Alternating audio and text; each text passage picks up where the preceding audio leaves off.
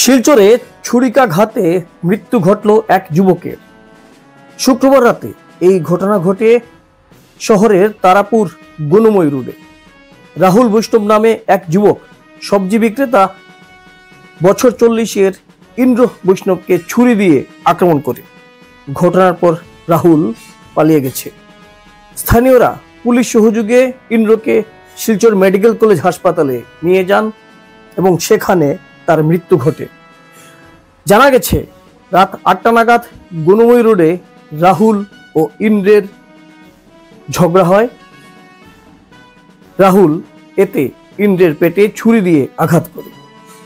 ছুরিকাঘাতে ইন্দ্র গুরুতর আহত হন। তাকে এই অবস্থায় ফেলে রেখে পালিয়ে যায় সে। এদিকে ইন্দ্রের উপর এভাবে আক্রমণ চালিয়েছে তা অনেকেই বলতে পারছেন না কারণ কি। পুলিশ বর্তমানে অভিযুক্ত যুবক রাহুল বৈষ্ণবকে খুঁজছে। দুজনেই মালিনীবিল এলাকার বাসিন্দা বলে জানা গেছে। নর্থ ইস্ট নিউজের বরাক ভিলি ইনচার্জ সুরজিৎ চক্রবর্তীর প্রতিবেদন। স্বামীর নাম তো সরবিন্দু বৈষ্ণব। ঘটনাটা হয়েছে তারা বাড়ি বেচছে আমার কাছে। ওই তো বিশ্ব বৈষ্ণব বাড়ি বেচিয়া তার বইনু নন আসলো না স্যার।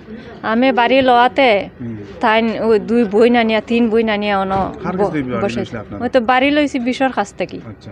লওয়ার পরে তাই আরো 3 বই নানিয়া অন বইছে আমার পাশে। তো তারা এলাকান ডেলি ঝগড়া করে গালি গালাজ করে। তা আমরা মাতি না।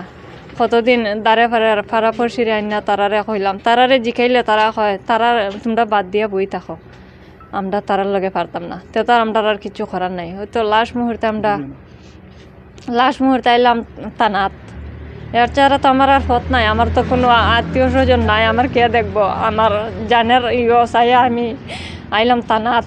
হয়তো থানাতে আসে আমি একটা লেখাইলাম মানে এফআইআর দিছেন ওই ঘটনা ওই তো ঘটনা হওয়ার পরে আমার স্বামীরে তো হ্যাঁ ফা কাটি লাইছে, আমারও মারছে একবারে। এইরকম হয়েছে। ওই তো রবীন্দ্র বৈষ্ণব কুটি তার নাম। হ্যাঁ এইরকম মারছে। মারার পরে তো বিষরে কইলাম, বিষয় আমি কিতা করতাম, আমার কিচ্ছু করার নাই। আর যখন তখন আমার বাড়ির কাগজ আইছে, এখন সরকার থেকে জমি দিব, এখন আমিও কাগজ দিছি। কাগজ দেওয়ার পরে এখন আইছে, এখন বিষয় লুপ করিয়া বই থাকে। ওই বই নেন তেরে দিয়া সেরা আমার জায়গা দখল করাই লইতো। এখন আমি তো আর এইবার দিই না স্যার। আমি তো গরিব মানুষ, আমি কষ্ট করিয়া জান কুটে মেঘালয় কাজ করিয়া আমার জামাই পিঠের খাল নাই, তা খাল উঠে গেছে। এই পয়সা আজকের ঘটনা তো ওই তো আমরা টানা তাইতাম। টানাতে এফআইআর লেখা আছে। টানা তাওয়ার পরে তাই নায়া গেছে, স্যারে ডাকছুন টানা তাইলে পরে তো শেষ করিয়া দিব।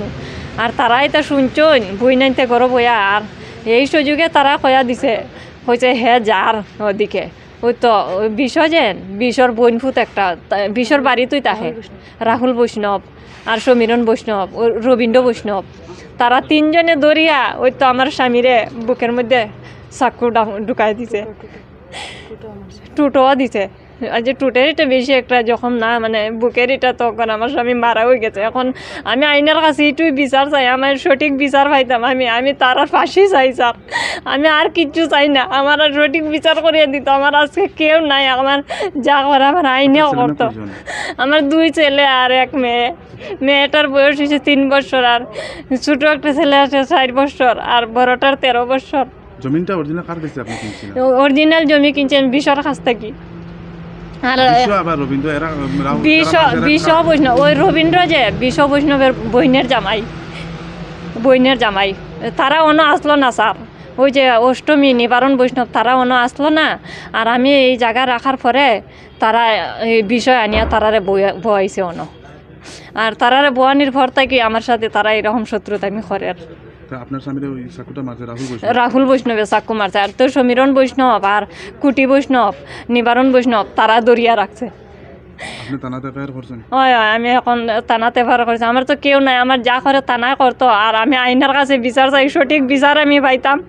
আমার জামাই যেরকম হয়েছে এরকম যাতে আর দুনিয়াত না হয়। কেন না আমার বুক কালি করছে, আরও অন্য নারীরা বুক যেন কালি না করে। আমি এরকমই চাই।